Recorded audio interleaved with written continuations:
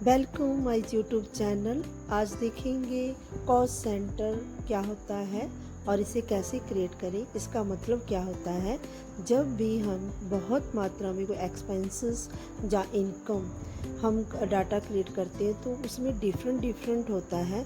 हम एक बार इसके कॉस्ट सेंटर क्रिएट कर लेते हैं, वो कॉस्ट सेंटर की हेल्प के साथ हम डाटा डिस्ट्रीब्यूट कर सकते हैं। और ये कॉस्ट सेंटर एक से ज़्यादा भी हो सकती है।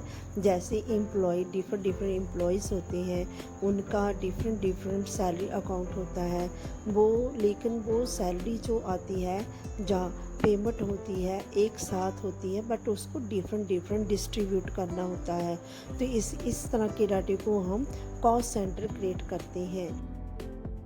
आगे देखेंगे कैसे क्रिएट करेंगे। जैसे और क्रिएट करने के बाद सेटिंग होती है F11 में, कॉस्ट सेंटर को इनेबल करेंगे। उसके बाद क्रिएट के बाद cost centre first employ press करेंगे, टाइप करेंगे राहुल और इसके अंडर होगा प्राइमरी। उसके बाद थर्ड फोर्थ हम ऐसे ही कॉस्ट सेंटर बनाएंगे। ये देखेंगे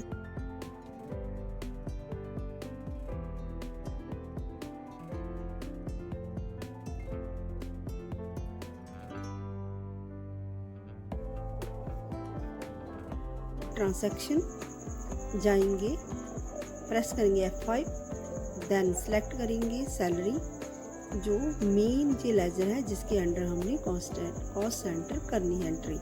और मेन पैकेज है 6900 और ये डिवाइड होएगा डिफरेंट सैलरी पैकेज 4 एम्प्लॉय में। फर्स्ट हमने सेलेक्ट किया राहुल, इसकी जितनी सैलरी बनती है उतनी फिल करेंगे, जैसे 2400।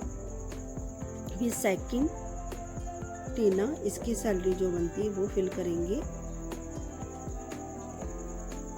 जैसे 2100।